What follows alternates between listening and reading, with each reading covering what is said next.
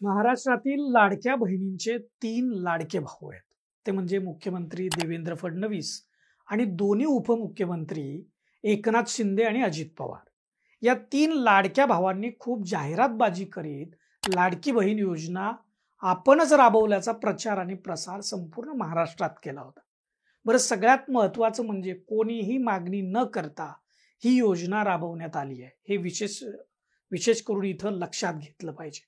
आणि सर्वात गंभीर बाब आता समोर आली आहे ती म्हणजे या योजनेचा तब्बल 26,34,000 महिलांनी त्या लाभार्थी नसताना या योजनेचा लाभ घेतलाय आणि हे सिद्ध झालंय. हे कमी होतं की काय म्हणून चौकशीमध्ये 14,298 पुरुषांनी देखील लाडकी बहीण योजनेचा लाभ घेतल्याचं समोर आलंय. ही अपात्र बहिणींचा आणि भावांचा आकडा लक्षात घेता आपल्या राज्याच्या तिजोरीतून सुमारे तब्बल 5,000 कोटी रुपये त्यांच्या बँक खात्यामध्ये गेले. आता प्रश्न असा आहे की लाभार्थी नसलेल्या या अपात्र लोकांना वितरित झालेले 5,000 कोटी रुपये सोडून द्यायचे की वसूल करायचे? प्रश्न अत्यंत गंभीर आहे, कारण 5,000 कोटी रुपये ही थोडी रक्कम नाही. पण आता ती कोणाकडून वसूल करायची? लाडक्या बहिणींना पैसे देण्याचं काम करणाऱ्या 3 लाडक्या भावांवर त्याची जबाबदारी बसवली पाहिजे का? नेमकं काय करायला हवं? याच संबंधी आपण या व्हिडिओमध्ये सविस्तरानं जाणून घेणार आहे. नमस्कार, मी दीपक दराडे आणि तुम्ही पाहताय फॉर द पीपल न्यूज. मंडळी, अपात्र लाभार्थी बहिणींना वितरित झालेले 5,000 कोटी रुपये सोडून द्यायचे की वसूल करायचे यासंबंधी तुमचं मत व्हिडिओच्या खालील कमेंट बॉक्समध्ये आवर्जून मांडा. चॅनलला सबस्क्राईब करा, लाईक आणि फॉलो करा. तर मंडळी, महाराष्ट्रात झालेली लोकसभा आणि विधानसभा निवडणूक आठवा.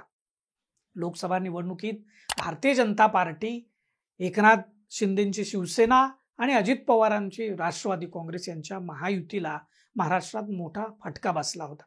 त्यामुळे महाराष्ट्रात सत्तेत असलेली महायुती त्यानंतर खडबडून जागी झाली आणि त्यांनी कोणत्याही परिस्थितीमध्ये सत्तेत यायचंच असा चंग बांधला होता. मध्य प्रदेशच्या धर्तीवर महाराष्ट्रात लाडकी बहीण योजना आणली गेली, ती राबवली. निवडणुकीची आचारसंहिता लागायच्या आत सरकारनं 5 हप्ते वितरित केले. प्रति महिना 1,500 रुपयांप्रमाणे तब्बल 2,34,00,000 महिलांना या योजनेअंतर्गत त्यांच्या बँक खात्यामध्ये पैसे वितरित केले. 5 महिन्यात राज्याच्या तिजोरीतून तब्बल 17,000 कोटी रुपये वितरित झाले. गंमत बघा, महाराष्ट्रात अनेकदा सरकारी कर्मचारी, शेतकरी, कामगार, कंत्राटी शिक्षक, प्राध्यापक, एसटीचे कर्मचारी, विद्यार्थी असे अनेक घटक आहेत की जे त्यांचे पगार वाढावेत म्हणून, कर्ज माफ व्हावं म्हणून, नोकरीत नियमित करावं म्हणून, त्यांना शिष्यवृत्ती मिळावी म्हणून आंदोलनं करतात. परंतु सरकार त्यांच्याकडे पैसे नाहीत असं सांगून तडजोडी करतं. मात्र इथं उलटच झालंय.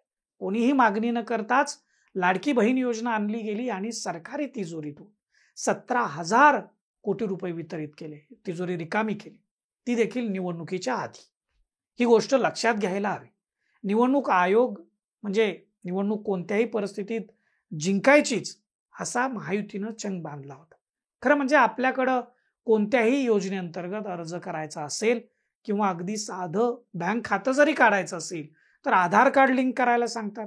इथं मात्र इतक्या मोठ्या प्रमाणातील संख्येवर असलेल्या महिलांना योजनेचा लाभ देण्यापूर्वी त्यांच्या कागदपत्रांची छाननी केली नाही, आधार लिंक केलं नाही, कोणतीही शहानिशा न करता अर्ज भरलेल्या लाडक्या बहिणींना या योजनेचा लाभ देऊन टाकला.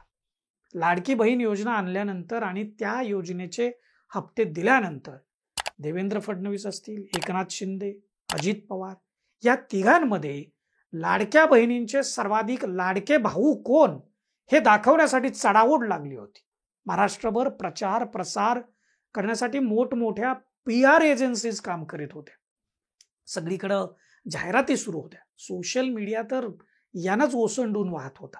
या लाडक्या बहिणींच्या 3 लाडक्या भावांनी लाडकी बहीण योजनेच्या प्रचाराचा महाराष्ट्रामध्ये अगदी धुराळा उडवला होता. त्याचा निवडणुकीच्या निकालामध्ये अपेक्षित परिणाम दिसून आला. विधानसभेच्या लाडक्या बहिणींनी महायुतीला भरभरून आशीर्वाद दिलेला दिसला. लोकसभेला सपाटून मार खाल्लेली महायुती 6च महिन्यात झालेल्या या विधानसभा निवडणुकीत प्रचंड मताने निवडून आली होती. महायुतीनं 280 पैकी तब्बल 235 जागा जिंकल्या. आता खरी गंमत बघा, या ज्या 2,34,00,000 लाडक्या बहिणींना योजनेचा लाभ महायुती सरकारनं दिला, त्यातील 26,34,000 महिला आता छाननीमध्ये अपात्र ठरल्या. 14,298 पुरुषांनी देखील या योजनेचा लाभ घेतला. ही अपात्र लाभार्थींची आकडेवारी बघता त्यांना योजनेच्या लाभापोटी वितरित झालेले सुमारे तब्बल 5,000 कोटी रुपये या लाभार्थी नसलेल्यांकडून परत घेतले जाणार आहेत का, हा खूप महत्वाचा प्रश्न आहे. याविषयी सरकारनं अद्याप स्पष्टता दिलेली नाही. पाठीमागं मुख्यमंत्री देवेंद्र फडणवीस, दोन्ही उपमुख्यमंत्री अजित पवार आणि एकनाथ शिंदे यांनी दिलेले पैसे परत घेतले जाणार नाहीत असं म्हटलेलं आहे. सरकारचं नेतृत्व करणाऱ्या या तिन्ही प्रमुख नेत्यांचं म्हणणं लक्षात जर आपण घेतलं तर या 5,000 कोटी रुपयांवर पाणीच सोडावं लागणार आहे असं दिसतंय. आता महाराष्ट्रातल्या जनतेने याकडं डोळजाग करावी का, विरोधक यावर कोणती भूमिका घेणार आहेत, हे पाहणं अत्यंत महत्वाचं ठरणार आहे.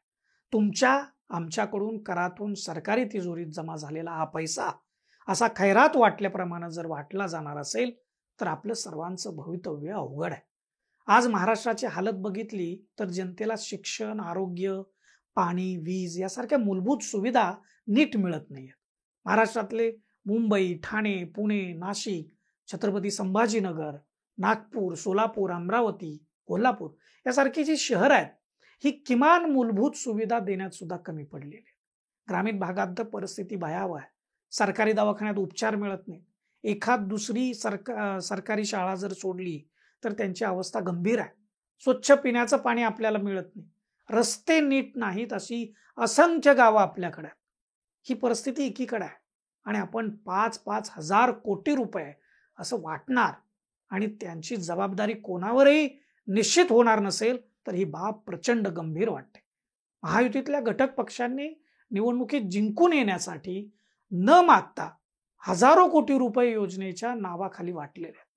आचारसंहिता लागू होण्याच्या आधीच सर्व कार्यक्रम राबवल्यामुळं निवडणूक आयोग देखील काहीच म्हणू शकला नाही. यावेळी महायुतीनं हा प्रकार केलाय. पुढं महाविकास आघाडी किंवा अन्य तिसरा कोणी सत्तेत असेल तेव्हा तो देखील असंच करेल याची भीती आहे.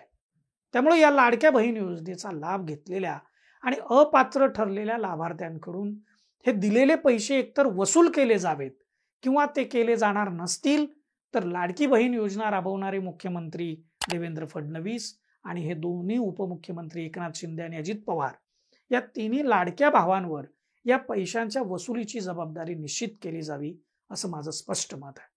तुम्हाला काय वाटतं ते व्हिडिओच्या खालील कमेंट बॉक्समध्ये आपण जरूर लिहा आणि फॉर द पीपल न्यूज चॅनलला आपण सबस्क्राईब करा, लाईक व फॉलो करा. धन्यवाद.